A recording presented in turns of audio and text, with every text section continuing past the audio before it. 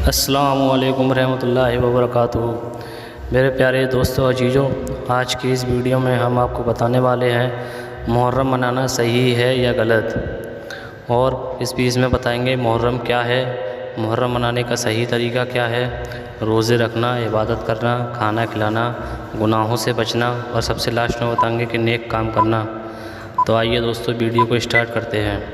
محرم منانا صحیح ہے یا غلط؟ کچھ لوگوں کے من میں یہ سوال ہوتا ہے کہ محرم منانا صحیح ہے یا غلط؟ کیا محرم کی 10ویں تاریخ کو ماتم کرنا، جلوس نکالنا، مرثیے پڑھنا، نوحہ کرنا اور کچھ خاص کھانے پکانا جائز ہے یا نہیں، جسے آج ہمارے مسلمان بھائی اس تاریخ کو تہوار سمجھ کر پورا کر رہے ہیں؟ ہم آپ کو بتا دیں کہ اسلام میں وہ کام جائز نہیں جو نبی اور صحاباؤں سے ثابت نہیں، جبکہ ہمارے پیغمبر محمد مصطفیٰ صلی اللہ علیہ وسلم نے اسے اس کام کو کرنے کی اجازت دی ہے جس سے کسی دوسرے کو تکلیف نہ ہو۔ ہمارے بہت سے طبقے کے لوگ اس مقدس مہینے کو نحوست والا مہینہ سمجھتے ہیں، جبکہ یہ مہینہ تو اللہ کا مہینہ ہے، اور اس مہینے میں بہت سی شہادت ہوئی، جس سے حضرت امام حسین رضی اللہ تعالیٰ کی شہادت کا واقعہ بہت ہی غم اور رلا دینے والا ہے۔ سب سے پہلے ہمیں یہ معلوم ہونا چاہیے کہ محرم کیا ہے۔ محرم اسلامی کیلنڈر کا پہلا مہینہ ہے، جس میں اس مہینے کی 10ویں تاریخ کو شیعہ طبقے کے لوگ جلوس نکالتے ہیں۔ حالانکہ محرم کا مہینہ غم کا مہینہ ہے، لیکن ہمارے شیعہ طبقے کے لوگ اس دن جو جلوس نکالتے ہیں اور اس سے دوسرے لوگوں کو جو پریشانی ہوتی ہے، کیا یہ اسلام میں جائز ہے؟ آپ ہمیں کمنٹ کر کے بتا سکتے ہیں۔ محرم کا مہینہ حرمت والا مہینہ ہے، یعنی اس مہینے کو قابل احترام اور برکت والے مہینے میں شمار کیا جاتا ہے، جبکہ لوگ اس منحوس مہینہ سمجھتے ہیں۔ محرم کے مہینے میں ہمارے نبی صلی اللہ علیہ وسلم کے نواسے حضرت امام حسین رضی اللہ اور ان کے بہت سے عزیزوں کو شہادت ملی۔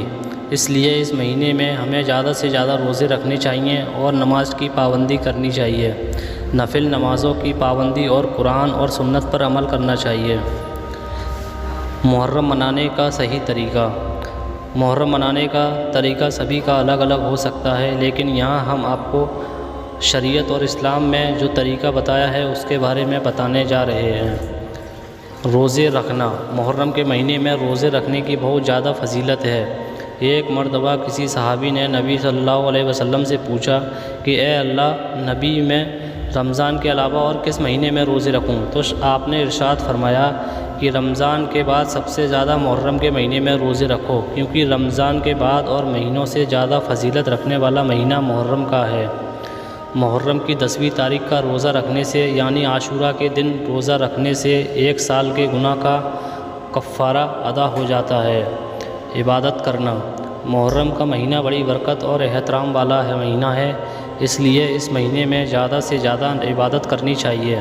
فرض نماز اور نفل نماز کی پابندی بھی کرنی چاہیے۔ اس کے علاوہ ہمیں اور مہینوں میں بھی اپنی نمازوں کی حفاظت کرنی چاہیے۔ کھانا کھلانا۔ بہت سی حدیث سے ثابت ہے کہ عاشوراء کے دن نبی صلی اللہ علیہ وسلم فرماتے ہیں کہ اپنے دسترخوان کو اپنے اہل و عیال پر وسیع کر دینا چاہیے، یعنی جتنا آپ سے بہتر ہو کھانا کھلانا چاہیے، اور خاص کر غریب اور مسکین لوگوں کو کھلانے کا ثواب اور ان کی ضرورت کو پورا کرنا چاہیے۔ گناہوں سے بچنا۔ محرم کے مہینے میں ہمیں گناہوں سے بچنا چاہیے، کیونکہ جس طرح اس مہینے میں عبادت کرنے کا ثواب ہے، اسی طرح گناہ کا عذاب بھی اور مہینوں سے زیادہ ہے۔ اللہ تعالیٰ نے قرآن مجید میں 4 مہینوں کا ذکر فرمایا ہے، جن میں ایک مقدس مہینہ محرم بھی ہے۔ اس لیے ہمیں اس مہینے میں جتنا ہو سکے گناہوں سے بچنا چاہیے اور اپنے کیے ہوئے گناہوں سے توبہ کرنی چاہیے۔ نیک کام کرنا۔ اس مہینے میں زیادہ سے زیادہ نیک کام کرنے چاہیے۔ ویسے تو نیکی ہمیشہ کرنی چاہیے، لیکن اس مہینے کی فضیلت زیادہ ہے۔ نیک کام کوئی بھی ہو سکتا ہے، جیسے غریب اور مسکین کو کھانا کھلانا، گناہوں سے بچنا، حضرت امام حسین جیسی زندگی بسر کرنا، اور نبی صلی اللہ علیہ وسلم کی سنتوں پر عمل کرنا، اور جن کاموں سے بچنے کا حکم دیا ان سے بچنا، یہ سب نیک کام ہیں اور ہمارے نام اعمال میں نیکیوں کا اضافہ کرنے والے ہیں۔ آج آپ نے کیا سیکھا دوستو؟ آج آپ کو بتایا کہ محرم منانا صحیح ہے یا غلط۔ امید ہے کہ ہماری تحریر کو پڑھ کر آپ کو سمجھ آ گیا ہوگا کہ محرم منانا جائز ہے یا نہیں۔ اسلام سے اصل محبت وہ نہیں جس میں اپنے آپ کو اور دوسروں کو تکلیف میں ڈالا جائے، بلکہ اسلام سے محبت تو وہ ہے جس میں نبی اور ان کے عزیزوں جیسی زندگی گزاری جائے اور ہمارے دل میں بھی شہادت کا جذبہ پیدا ہو جائے۔ بے شک، سبحان اللہ۔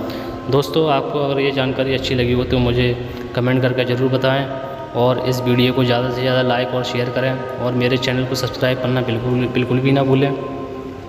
ایسی ہی اسلام اور حدیث سے جڑی جانکاری میں آپ کو اپنے چینل پر لاتا رہوں گا۔ تو پھر ملتے ہیں اگلی ویڈیو میں، جب تک کے لیے اللہ حافظ۔